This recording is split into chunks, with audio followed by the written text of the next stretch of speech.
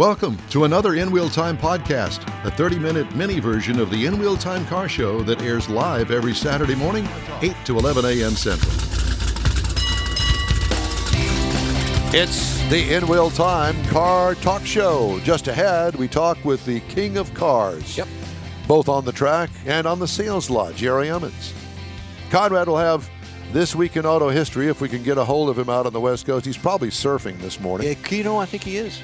We'll get you updated on the stories making car news this week. Howdy, along with Mike Out of This World Mars. We need more Jeff Zekin. I'm Don Armstrong. Glad you could join us for the last half hour of our program on this Saturday. It's a rainy Saturday around town. Good day to go out and talk to the Emmons Brothers about the Emmons Autoplex down there in Webster, Texas for 47 years. Good morning, sir. How are you? We're doing great. As it's a rainy day in Webster, Texas. I'm sure it's raining where you are too. So we're just trying to make the best of a dreary day. Yeah, well, speaking of a great day, that auto racing that you guys do on the drag strip has been pretty darn successful here of late. We've had a pretty good run at it. Last year, obviously, was really good, winning the world championship. And we had a really good beginning of the year. And we kind of, I don't want to say slacked off, but we just didn't have any luck. And then towards the end of the year, it kind of picked back up for us. Yeah. So we really, I mean, you know, when you enjoy doing something, whether you have a bad outing or not, it's always a good time. But I mean, we go there more than just for the good time. We go there to win because we're just competitive that way. How was Pomona? Let's talk about Vegas. That's better. Okay. Pomona was okay. My brother Gary has been struggling with this. We have a gremlin in one of the Cobra Jet Mustangs, and we thought we worked it out prior to going to Pomona. At Vegas, we thought we worked it out. And round one, the gremlin serviced again, so he didn't do very well. But Pomona wasn't as great of an outing for us as we had hoped it would be. But Vegas, we did really good. My brother Terry has a modified Eliminator Superstock Cavalier. He made it to the semifinals event, and I think he lost by 4 or 5 thousandths. And he actually let his opponent back around at the finish line. In our type of racing, you have to dial in what you're going to run, right? Right. You have to, yes, you know, get some shoe polish right on the window. And he was sizing up his opponent and was just scrubbing the brake a little bit too much and let him back around by, I think it was 4 or 5 thousandths of a second. So that was pretty disappointing. That's tough. And then the following week at the Las Vegas Lucas Oil Divisional event, I made it to the semifinals of that event, and I lost by 7 thousandths of a second. So, and we would have had a heads-up run in the final, meaning the category I was running in was stock eliminator, but the class was called A Stock Automatic. So how that works is that when you are paired up against anyone with the same letter designation on your window as they have on their window, then you run each other heads up, which is what you see on TV, right? The first one to the finish line wins. That's where you drain the oil out of your car. You know, instead of running 6 or 7 quarts, you run like if you're brave, you run 3, and you get dry ice put on the intake manifold, put on the fuel cell, and you get all your buddies to help push you to the start line. So I'm not saying I would have beat my opponent, but according to performance, I had a sizable performance. Now, you know, anything can happen on the racetrack, right? We all know that. But I feel like if I just made those 7 thousandths go my way in the semifinals, I felt pretty confident I was going to win the final. But, you know, you got to race them. You can't just say that. So, and then Pomona just didn't work out for us, but that's okay. We still had a great year. I just missed finishing in the top 10 by a few rounds, so I'm a little disappointed about that. But hopefully next year we're going to tee it up a little bit better. Do you guys run the same engine the entire year? Yes. Well, we generally try to. Our stuff is pretty fresh. Every year we'll take it out. Like right now, we're pulling all the engines out and sending them off, getting them freshened. But generally, they last us. I mean, they'll last. I have one engine that worked for 4 years because I was waiting on another engine to get built. And as long as you're not too hard on them, we run our cars during qualifying very conservative. We don't like to turn a lot of RPM. And so, but if you take care of them, they'll last a long time. They're not like what you see on TV all the pros where you got to tear them down. Well, those guys tear them down every run, but as long as you do your general maintenance, they'll last 3 or 4 years. But for performance wise, you need to have a fresh bullet in it every season. Yeah. Do you guys find yourself in a position where you put a rev limiter on it, make sure that you don't overspin it? Right. Well, we have a rev limiter, set up in our ignition system. But how we prevent that, and we don't really like it to hit the rev limiter. I know in the NHRA Pro Stock they do, but in our class we just detune them by running a lot of oil. Like if I put my car will fly at 3.5 quarts of oil total. That includes the oil filter. Now it's not safe to run it that way, all year long, but I'll do it for 1 or 2 runs. Generally, if I put, instead of like running 3.5 quarts of oil, I'll run 6 or 7. That'll slow the motor down where it doesn't reach that RPM rev limiter chip. How does it do that? That's a great question. I don't know. It's a trick we learned a long time ago. The amount of drag. And on our Superstock cars, instead of doing that, we may run a bigger, an oversized tire. That'll keep the RPM down. There's a volume of but pumping you have to be careful because you don't want to be too conservative that you make your car inconsistent. You still have to make sure, like sometimes we learned in one of our Superstock cars that we over-tired it and we ran too much oil in the engine and we ran it low on the RPM, like we would shift it early. And what we found out, it took us a year to learn that, but what we found out is that it actually created, when the atmospheric conditions changed, the car didn't follow the weather, the formula that we have. So it was hard to dial the car and we lost a lot of races because of it. But now I feel like we have a pretty good handle on it. And you dial it in based on how you ran at that track either earlier in the year or last year. Yes, that's correct. So we're pretty good with our data. We have runs from 5 years ago, like from Vegas and California. So let's just say that we had a bad run at one of the events this year, and we're not sure, like, gosh, like, what am I going to dial? The eliminations are about to begin. So we can go back. We have a software system that will go back to the previous year or 5 years before that. And we can pull up all the weather and we can pull up, because our cars stay tuned. When we go to an event, we keep good notes on how we tune it for that, for that track. Mm-hmm. So we can just make sure everything lines up. And if it does, then we can just predict it off air from 3 years ago. And I can get it within, I'd like to say I can get it within 2 to 3 hundredths of a second. And that's pretty good. Yeah, no doubt. Wow. Now, do you guys do you wrench your own cars?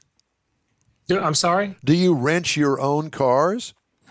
Well, what do you mean? Well, I mean, do you work on them? Oh, I'm the wrench. I'm sorry. Yes.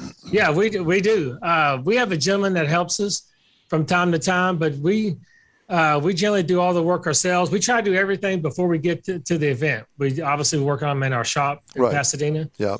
But when we get to the track, if we have to do anything, for example, like the heads-up run I was telling you about, our tune-up is already set. We may have to rejet the carburetor because of the dry ice, or we're going to chill the fuel, things like that.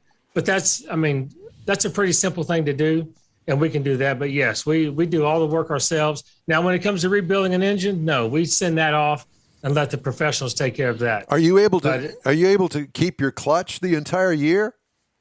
Yes. Yep. Really? Yep. Wow. I would have never guessed that. Oh yeah, our cars are pretty. I mean, they're powerful, but everything is. I mean, we try to make sure that we can run them. I mean, all year long without any trouble. I mean, it's obviously not. We're not like NHRA Pro Stock, but we do everything we can to make sure that we have a consistent setup. And if we need anything, we have a spare for every car. That's why our trailer. If you ever come by our trailer at an event, and we're loading or unloading, you're thinking, my goodness, how do you get all this stuff in this trailer? Or how long does it take you to load? Because we have a Cobra Jet Mustang. We have a 69 Camaro, big block Chevrolet. Mm-hmm. We have 2 or 3 of those. But then we have a modified Eliminator Cavalier.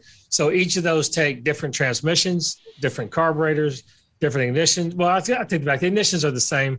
But it's amazing what we can pack in that trailer. But as long as you have the spares, you're okay. But we've never, knock on wood, we've never had to. But I've never been in a position where we've had to change something in between rounds like that. I guess that's how you get your consistency, because your engine lasts. You're not changing the engine every 2 or 3 events. So now you got to worry about, did we get this one tuned the same way and all that? That's 100%. That's correct. Okay. And because we're so conservative during qualifying and throughout all the rounds of eliminations, and our maintenance is pretty good. I'm proud of that. So because we do that, we don't have a lot of breakage, during eliminations. If we do, like, for example, my brother is struggling with this Cobra Jet Mustang. We're having a gremlin with it. So it's electrical, right? So it's not like it's mechanical, right? It's not like it's transmission going out or the blower's bad, the supercharger or the transmission. It's just something that just created all of a sudden. It was fine when we put it up last year, and this year it's right out of the box. It's been a problem. Are you sure you don't have that engineered by the in-wheel time electrical team? Yeah, because we have that problem all the time. I've got a couple of questions. Sure. One, I need a Wally behind me, so that's the goal, to get a Wally back here. And we'll put it on display for you if Yes. you'd like to loan it to us. And you got it. All right. How is the car business? That's a great question. So I'm sure if you guys have talked to anyone else, they'll tell you it's going. Yes, we like a rocket going are opposite direction. aware of that. Yeah, and Yes. there's a lot written about it, and the used car market is tanking. And Yes. my first question to you is, okay, so you've got a lot full of cars, and some of them you've had for maybe a month on the lot, some of them not so much, but you bought that one car that's still sitting on the lot a month later, and you paid, I don't know, $20,000 for it, and today it's only worth $15,000. You just brought up a great statement. I'm gonna give you the real hardcore truth. Tell me. You saying that just made, because we were just So my older brother Harvey stayed back. We call him Speedy. He stayed back this year while we were racing the last 2 events, and he took care of the pricing. And so when we arrived, we all had our meeting. And so just to tell you about that, right? So you buy in the market, you have to sell in that market. Right. So we have Teslas. We have like 7 Teslas that are losing at a minimum of $5,500 a piece, right? So I don't know what made those cars fall off the cliff as bad as they are, but you're right. We have to let them. It is irrelevant what we have in them. It's time to go, because you have to sell in the market that you buy in. So it's irrelevant what we have in them. It's what the market says that they're worth. So we're very aggressive with our pricing, because you have to compete not only with the bookkeeper at your dealership, but you got to compete with all of the other used car lots in the United States, really. Yes, absolutely. So, for example, and I don't know why I'm just thinking of Tesla, because the book has dropped in 3,000 from 2 months ago, 2,000 from last month on just about everything, right? So I'm thinking of the Teslas as I'm talking to you. So those cars, every 30 days, we always check our pricing, always, right? We pride ourselves on being the lowest price within 300 miles. So when we pull what we thought we were the lowest price 30 days ago, we look up and we're like, how's that possible? This guy's $2,000 cheaper than me, or $2,500 or $5,000. So what do you got to do? We got to back that number up. So I wish we were like that. Remember that old show back and I guess I was a kid back then. We had Dukes of Hazzard on Friday nights, and after that was Dallas, right? Yep, Remember J.R. Ewing used to always drink whiskey. I wish we had a whiskey bar hidden in an office somewhere, because you need to drink something to reduce the prices that we're having to do. Yeah, I get that. I say that jokingly, but I know. But yeah, it's incredible what the used car market is. So I kind of pulled some numbers. So last year we sold 3,405 cars, right? Wow. And that was a full year. So right now we are at what are we? We're at 30. We have to sell 303 more cars just to match that. So from last from last year's quarter, we are actually up almost 5%. So a little more than 4.5% from last year's quarter from this time. Yeah. So our problem is that because the interest rates have gone up, now people are coming in and they're grinding, right? So they didn't realize when people were buying cars. So when we would sell a car, it'd be, you get good credit would get 2.5%, right? So now that number is 6%. So we're losing a lot of financing because people want to go to their credit union. So that obviously hurts the back end for the dealers. Right. Now also, people coming in, they when the interest rates are at 6%, or they can get a little lower at their credit union, but they don't understand that when they bought their car 2 years ago or even a year ago, when the interest rates were a lot lower, they don't understand. So they're having trouble committing to that sale because they don't want to get in debt. And then people trying to trade in their cars that they bought a year or two ago, they're upside down. And the market dictates what you sell them for. Again, and not to sound redundant, but they don't understand why their car is worth a dramatic amount of money less and why they're so far upside down. So we have a lot of challenges we're trying to overcome. And I think John Clay Wolf said, right, if you didn't make money in the car business in 2022, then you might as well get out because you're not going to make it, because those were the good times earlier in the year and then last year as well. Where do you see things going here in the next year, Jerry? Well, I think,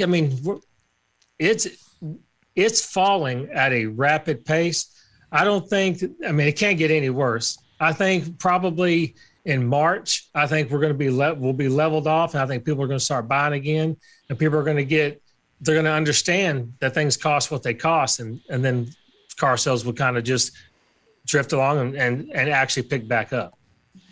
And, they're starting to build more and more new cars, but typically speaking, you're not in that market. But I know that the last 2 years really have been kind of an anomaly where you have kind of taken the place of many new car sales. And, sure. and I can understand that, but kind of trying to get back to where it was, which I don't think it'll ever be, I don't worry about you so much because, you've been doing this long enough to know that the market does fluctuate.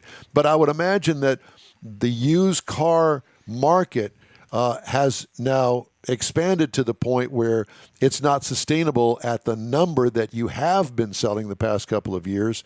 But like you said, you're going to fall back to something that is much more comfortable. Don't you agree? Absolutely. I completely agree with that. That's right. Yeah. And we've always, pre-pandemic, we've always had our niche of cars that we've sold, because you're always going to have the people that don't want to go buy new. They don't want to be in debt for that, 5 to 7 years, whatever Right. they're going to buy that new car.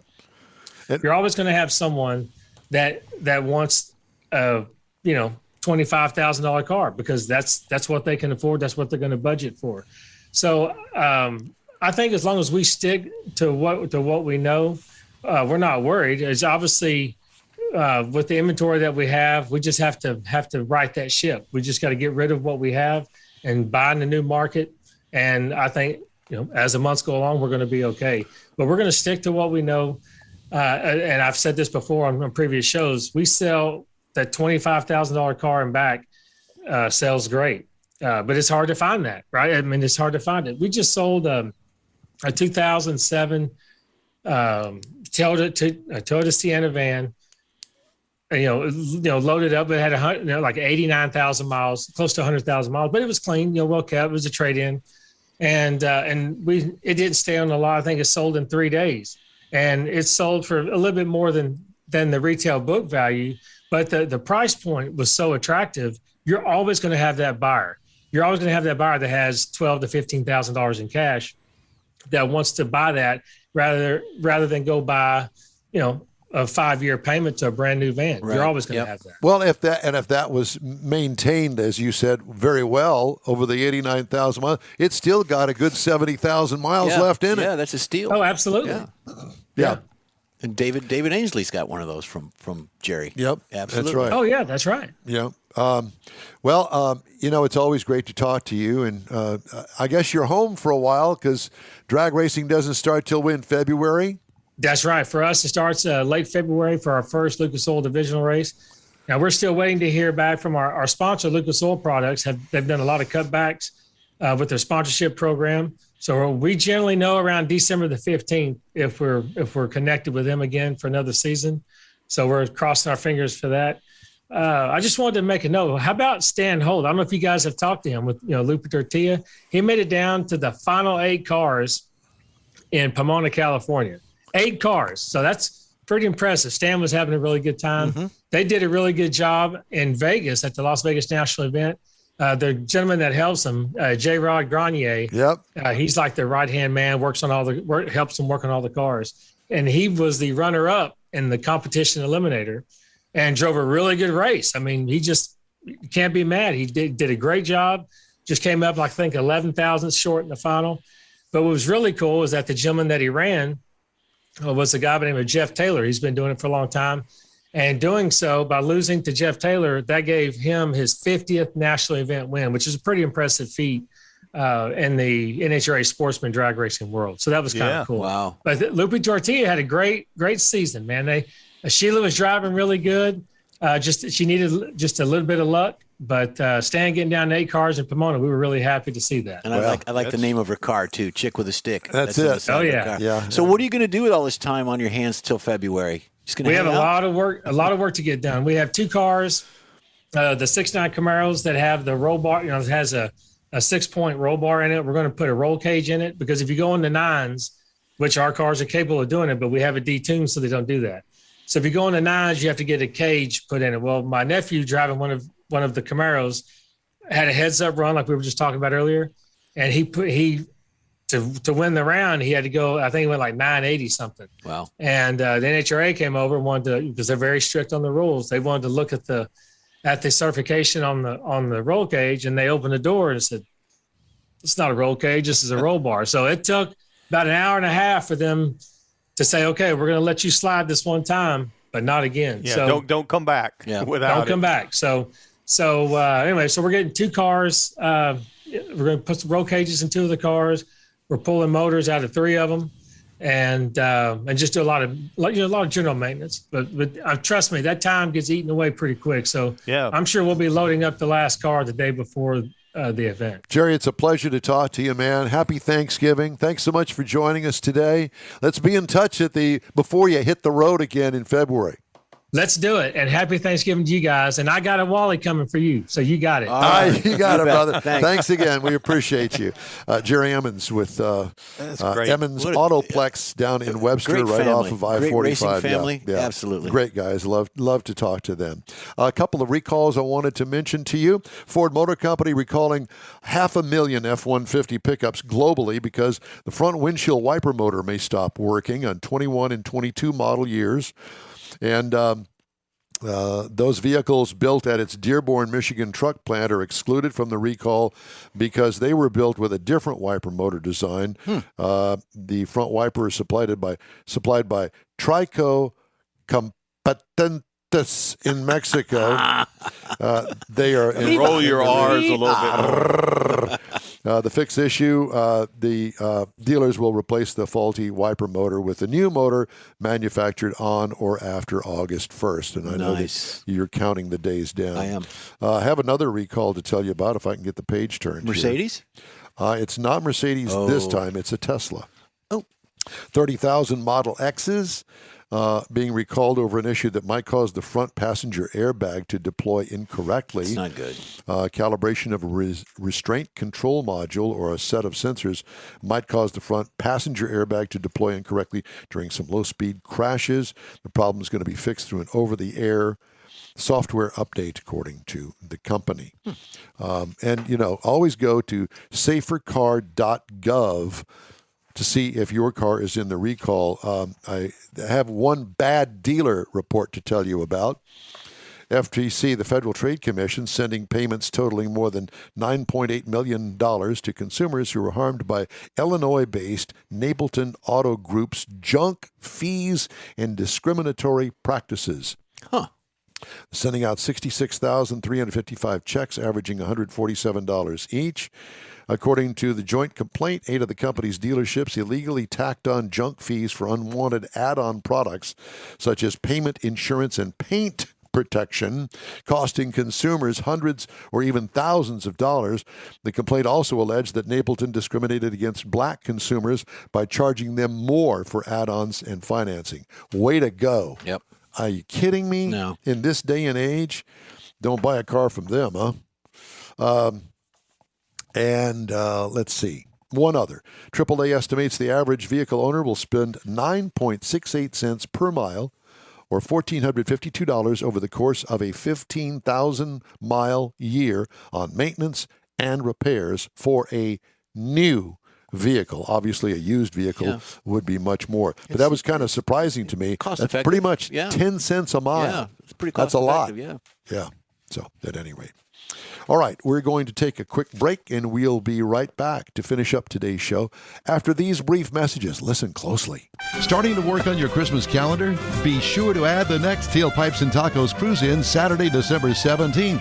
You'll want to attend Tailpipes and Tacos Christmas Edition at the Loopy Tortilla in Katy, 8 to 11 a.m. It's the only place cruisers compete for Loopy's Chili Pepper trophies and other prizes.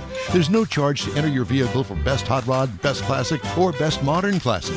Tailpipes and Tacos is Houston's coolest and most unique cruise-in and is your opportunity to see the best hot rods, show cars, classics, and resto mods. And get Loopy Tortilla breakfast tacos with adult beverages. There's no entry fee, and cars will automatically compete for those much sought-after custom Loopy trophies and other prizes. It happens at the Loopy Tortilla Tex-Mex in Katy on the Grand Parkway at Kingsland Boulevard, just south of I-10. It's the Tailpipes and Tacos Christmas Edition, Saturday, December 17th. The In Wheel Time Car Talk Show will be there too. Celebrate the Christmas season with friends and family at Tailpipes and Tacos. Saturday morning, December 17th, 8 to 11. We'll see you then, weather permitting. Hey, Houston! America's greatest hot rod tradition is back! Thanksgiving weekend! The O'Reilly Auto Parts Autorama! At the George R. Brown Convention Center. 4 action-packed days of hot rods, customs, classics, trucks, performance cars, and live music. Do not miss the Ultimate Lowrider Showcase. Sponsored by Shorty's Hydraulics and the Traditional Rod Garage. Saturday only, it's the Tuner Galleria with 250 imports, JDM, and luxury cars, plus music and models. On the celebrity stage, presented by Nick's Auto Repair and Classic Car Restoration, meet Bad Chad and wife Jolene from Bad Chad Customs on Friday. Saturday, it's Dave Kindig from TV's Bitch and Rise. Sunday, it's Danny Coker and Kevin Mack from TV's Counting Cars. Shop the swap meet and women's world all weekend. The O'Reilly Auto Parts Autorama. November 25th to 28th at the George R. Brown Convention Center. Discount tickets at O'Reilly Auto Parts. Part of the Summer Racing Equipment Show Car Series. See Autorama.com for more info. The In Wheel Time Car Talk Show is now part of the iHeart family. Now you'll have access to 24/7 Car Talk anytime you need a fix. Just download the iHeart Radio app and ask for In Wheel Time Car Talk, and there we are. Be sure to save us in your iHeart library for instant access. No matter where you are, you have the best Car Talk Show right on your PC, laptop, or mobile device and never have to worry about finding us again.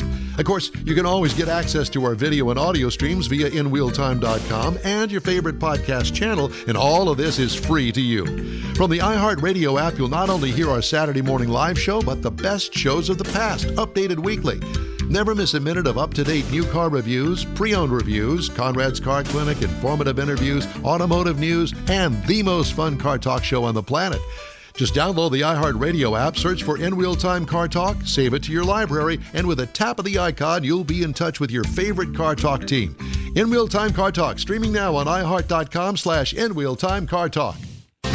Well, that's a wrap for this week's In Wheel Time Car Talk Show. When you're online, check out our Facebook page, give us a like, tell your friends about us, and share our junk if you would, please. You'll get Conrad's Unicorn Hunting features, along with all things automotive all week long for free, including new car reviews, upcoming events, cruise-ins, racing events, and other goodies. You can find the In Wheel Time Car Talk Show 24/7 on the iHeart Radio app. In Wheel Time can also be heard and seen live on Facebook, YouTube, and InWheelTime.com every Saturday, 8 to 11 Central. 30-minute podcasts are available from your favorite podcast provider 7 days a week. The In Real Time Chief Engineer is David Ainsley. Our Marketing Advertising Manager and Video Technical Director is We Need More Jeff Zekin. For booking agents and podcast editor Mike Mars and Mr. Know-It-All, his royalty, King Conrad DeLong, I'm Don Armstrong. Today's In Real Time Car Talk Show is produced by Dill Weed. Be sure to join us for the next 3-hour In Real Time Car Talk Show, Saturday, November 26th, 2022, live from the 62nd Annual Autorama at the George R. Brown Convention Center. Fun. Our show starts at 8 a.m. Central on all of our In Real Time Car Talk outlets right here on the Smoke and Mirrors Network. Have a great, safe weekend. Stop by and say hello when you're at Autorama. We'll see you then.